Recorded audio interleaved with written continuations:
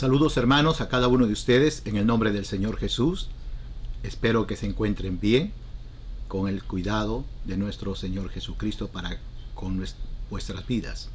En esta oportunidad, hermanos, vamos a continuar con la clase de homilética avanzada, clase 202, y como ustedes verán, estamos interpretando o preparando sermones expositivos que tienen que ver con diferentes géneros que encontramos en la palabra de Dios. Y en realidad, cada uno de estos géneros, ya seguramente ustedes lo han visto en el curso de hermenéutica. Así que lo que yo estoy haciendo para tratar cada sermón expositivo es dar algún repaso o algunas pinceladas, ¿no es cierto? Y por eso en esta oportunidad, después de haber visto en el estudio anterior, en la clase 11, en cómo preparar sermones expositivos de una epístola o una carta, hoy día vamos a ver un ejemplo, y por eso he titulado Apliquemos lo aprendido, ejemplo de un sermón expositivo de la epístola primera de Juan, básicamente el capítulo 2, versículos 15 al 17. Antes de continuar con el desarrollo de la clase, permítame orar, hermanos, brevemente, por favor. Padre Celestial, te damos gracias, Señor, por este día que nos regalas. Señor, gracias por la presencia de tu Santo Espíritu en nuestras vidas. Y gracias, Señor, por el cuidado pastoral de nuestras almas. Padre, en esta hora queremos agradecerte también por la tecnología, porque gracias a la tecnología podemos hacer uso de ella para el beneficio de muchos hermanos, para que podamos estudiar tu palabra juntos y podamos así conocerte para poder amarte y poder servirte. Porque tú eres, oh Dios, el Rey de Reyes y Señor de Señores. Padre, somos conscientes de nuestras propias limitaciones y de nuestra propia fragilidad y debilidad humana. Por eso te pedimos que el Espíritu de Dios sea llenando nuestras mentes y corazones y tú seas guiándonos en esta hora. Señor, bendice a cada uno de mis hermanos en el nombre de Jesús. Amén. Amén. Entonces vamos a tratar, hermanos, de aplicar las 5 pautas o directrices que nosotros ya hemos estudiado en nuestro estudio anterior, ¿ok? En cómo interpretar una epístola. En este caso vamos a ver estas aplicaciones a Primera de Juan, el capítulo 2, versículos 15 al 17. Entonces vamos a ver la primera pauta. ¿Ya? Vamos a ver la primera pauta. Ahí está. ¿Ok? Como ustedes saben, ya hemos nosotros visto en esta primera pauta acerca de que debemos usar la lectura de espejo con mucho cuidado.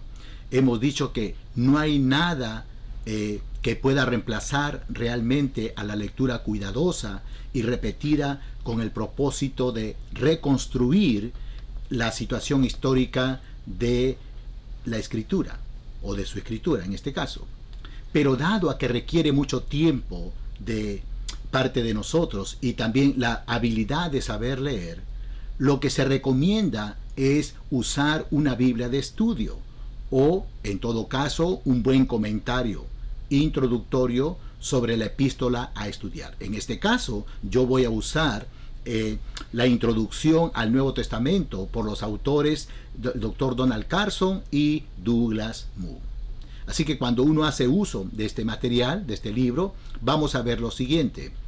En primer lugar, en la iglesia a la cual el apóstol dirige esta carta, habían unos creyentes que han abandonado la comunidad cristiana a la cual se dirige. Eso lo podemos ver en Primera de Juan, el capítulo 2, versículos 18 al 19. En segundo lugar, las personas que habían salido sostenían una cristología herética. Juan les escribe para advertirles acerca de los falsos maestros. Primera de Juan 2, 20 al 26. La profecía de Pablo, como ustedes recordarán, a los ancianos de Éfeso, en cierto sentido se estaba cumpliendo aquí. Usted puede revisar esto en Hechos 20, 29 al 30, y ahí vemos que en la vida de la iglesia la cual Juan está escribiendo se estaba cumpliendo. Algunos lobos rapaces estaban dividiendo el rebaño y Juan les califica de falsos profetas, Primera de Juan 4.1, pero también de engañadores, Segunda de Juan 7, y anticristos. Primera de Juan 2:18, capítulo 4 también, el versículo 3, y nuevamente segunda de Juan 7. En tercer lugar, las personas que salieron habían mostrado un comportamiento inmoral y carente de amor.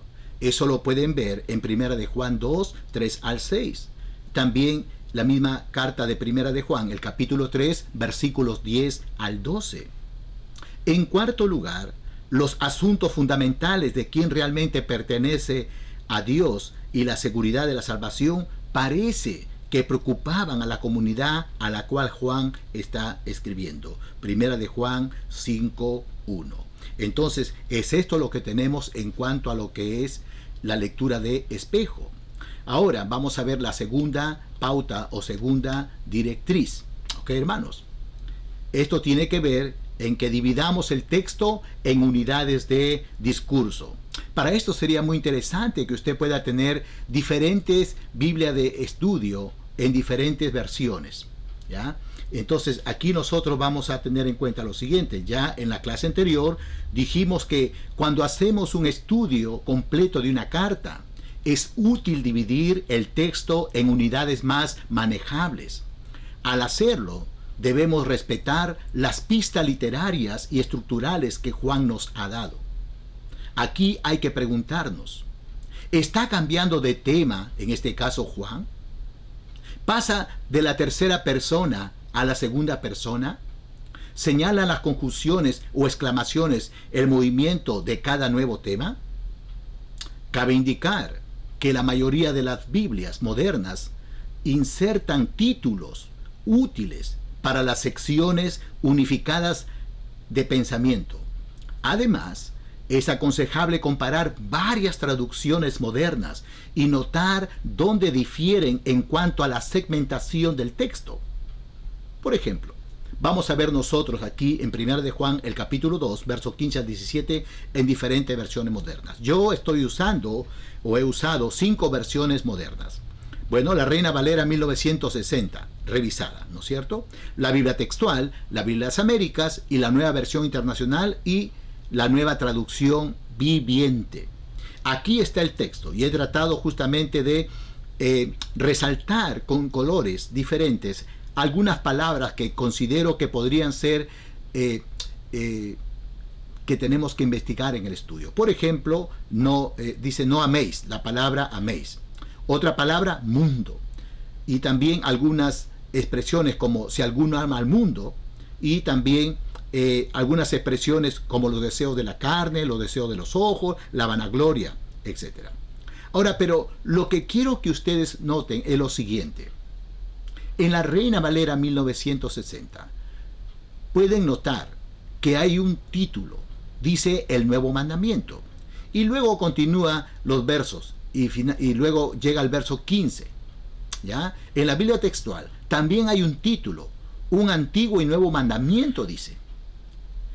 Pero cuando usted va a la Biblia de las Américas, el título dice no améis al mundo.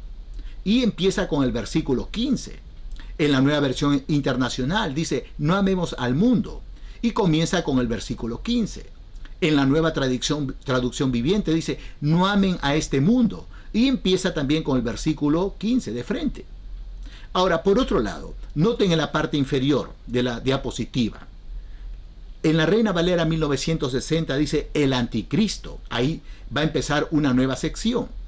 Y en la Biblia textual, la unción verdadera. Y luego, en la Biblia de las Américas, pueden notar ustedes cómo va a empezar la nueva sección, advertencias contra el anticristo.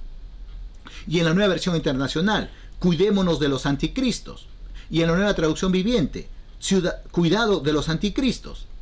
Así que ya tenemos una idea en dónde se encuentran los versículos que nosotros vamos a estudiar, ¿verdad?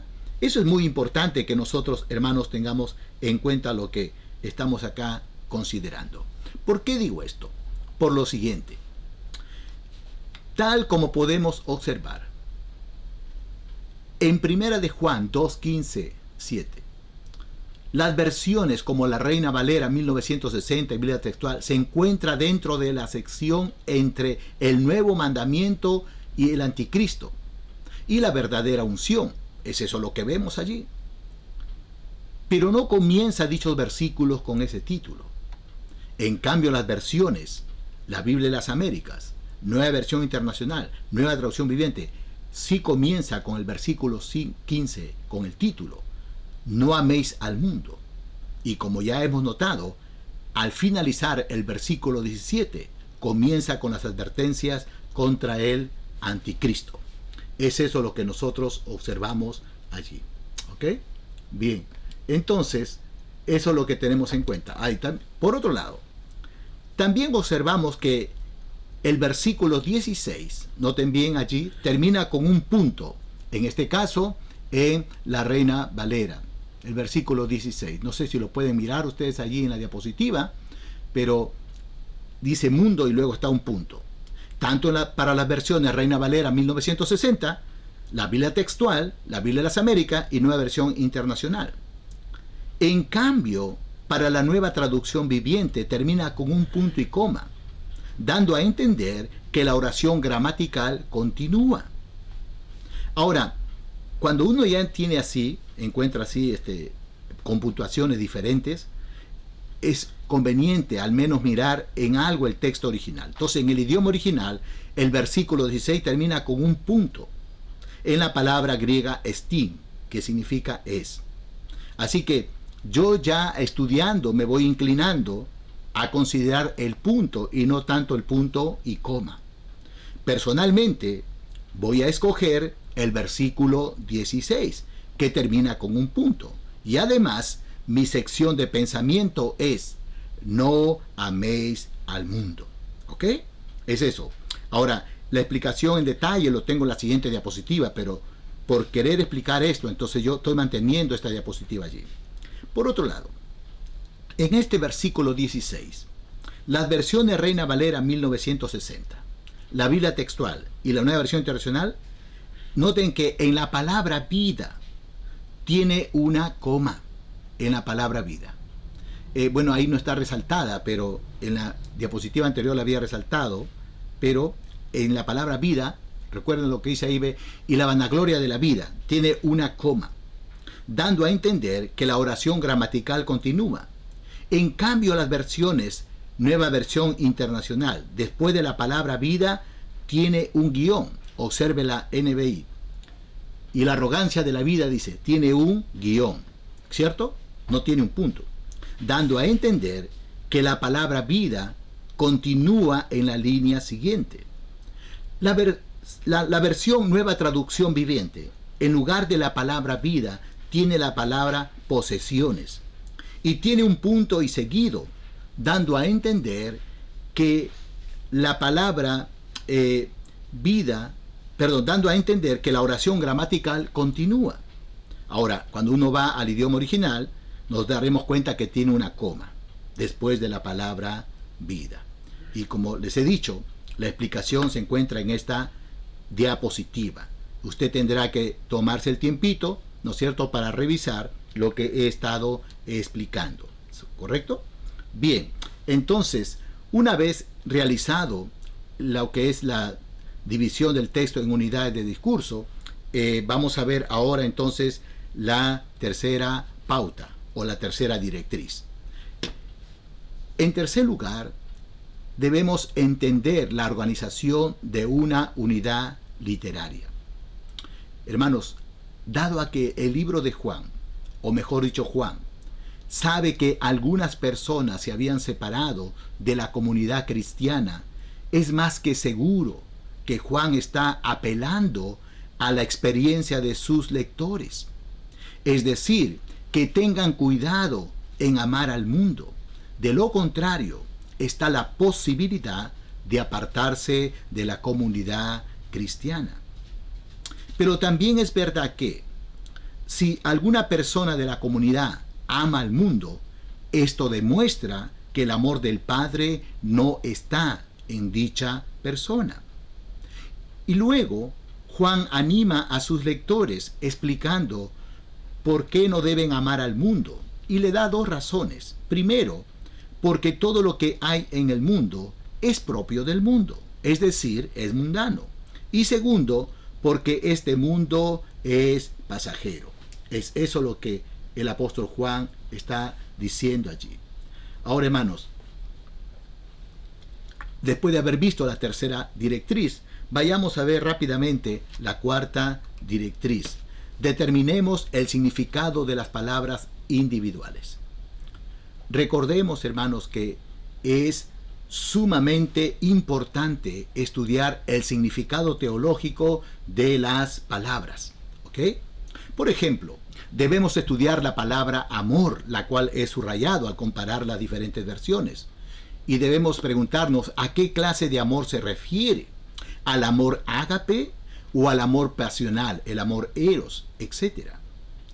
Otra palabra es la palabra mundo. ¿A qué se refiere la palabra mundo en este contexto? ¿Se refiere al universo, a la tierra? ¿O al mundo de la raza humana? ¿O al mundo del mal, etcétera? Entonces tenemos nosotros que tratar de estudiar haciendo uso de los diccionarios bíblicos, o de repente si usted tiene el sistema software de Logos, usted podría hacer uso de ello, o algunos comentarios. Luego tendremos que estudiar frases como los deseos de la carne, los deseos de los ojos y la vanagloria de la vida. ¿Ok? Entonces cuando usted hace todo ese estudio, ese análisis, recién podemos pasar al a la quinta pauta o la quinta directriz. Apliquemos el mensaje hoy. En primer lugar, Juan está preocupado por el peligro del amor hacia el mundo que a Dios. Esto sería quebrantar el más grande mandamiento de amar a Dios con todo el corazón y con toda nuestra alma y mente, tal como dice Mateo 22:37. En segundo lugar, tenemos que reconocer y estar en alerta que seremos tentados en estas tres áreas, en los deseos de la carne, los deseos de los ojos y la vanagloria de la vida. En estas tres esferas fueron tentados nuestros primeros padres, Adán y Eva, y también nuestro Señor Jesús. Pero la gran diferencia es que nuestro Señor Jesús nunca pecó. Él no se dio a la tentación. En cambio, Eva sí se dio a la tentación. La clave es no amar al mundo y que tengamos cuidado de no ser orgullosos y despreciar a los demás. En tercer lugar, desde una perspectiva bíblica, nuestra conducta tiene que ser diferente a la del mundo, porque nosotros provenimos de Dios, porque es eso lo que significa ser un cristiano. ¿Quién es un cristiano? Es alguien que ha nacido de Dios. Por ende, nosotros tenemos que identificarnos en nuestro diario vivir, en nuestro comportamiento con el Señor. Y en cuarto lugar, como creyentes, nuestro enfoque debe estar puesta en las cosas eternas, no en las cosas temporales. Así que aquí tenemos ciertas aplicaciones para el tiempo de hoy. ¿Ok, hermanos? Entonces, una vez visto todas estas pautas, podemos elaborar un bosquejo, ¿ya? Un bosquejo. Y aquí tenemos nosotros. Podemos titular No amemos al mundo. El texto 1 de Juan 2:15 al 17. Y el tema es la relación del creyente con el mundo. Y como estamos mirando, de acuerdo a la palabra mundo que hemos hecho el estudio exegético, nos daremos cuenta que en sí el creyente no tiene ninguna relación con el mundo que vamos a estar hablando aquí en este pasaje. ¿Ok? Pero creo que es importante, si queremos que nuestro sermón sea expositivo, ¿ya? Tocar algunos aspectos de la carta de Juan. Porque de lo contrario sería simplemente un sermón textual si me ciño en esos versículos, ¿correcto? Entonces, antes de comenzar esta exposición de estos versículos, creo que es necesario ubicar el texto en su contexto. Para esto veamos algunos versículos anteriores y miremos los motivos por el cual el gran apóstol Juan escribe esta carta.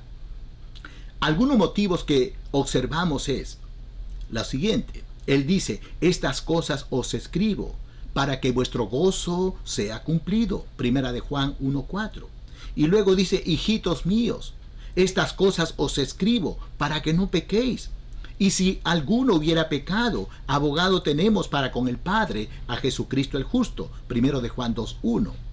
Luego dice, os escribo a vosotros, hijitos, porque vuestros pecados os han sido perdonados por su nombre. Primera de Juan 2:12.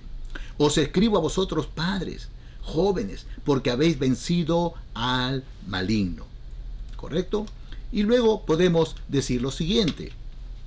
Así como en nuestro idioma castellano existen palabras iguales en la forma de escribir, pero que tienen diferentes significados. Por ejemplo, la palabra lima puede referirse a una fruta o puede referirse a una herramienta que sirve para limar la madera o el fierro, dependiendo el material de lima que nosotros tengamos.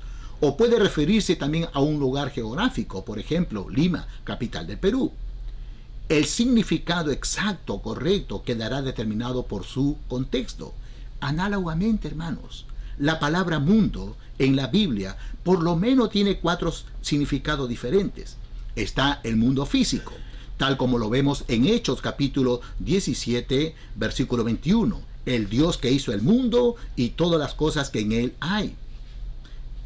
Está también el mundo humano, como vemos en Juan 3:16, porque de tal manera amó Dios al mundo. ¿A qué mundo? Al mundo de la raza humana.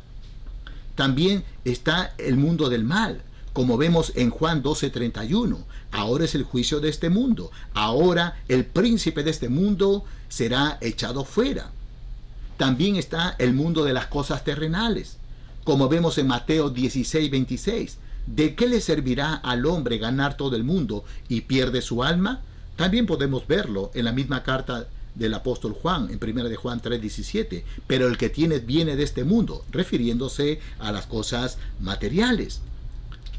Ahora, pero la pregunta es, ¿a qué mundo se refiere el apóstol Juan aquí en 1 de Juan 2:15 al 17? Se refiere al mundo del mal, aquel sistema organizado que actúa como rival de Dios. Es aquel mundo que hace caso omiso a Dios y no lo reconoce como tal.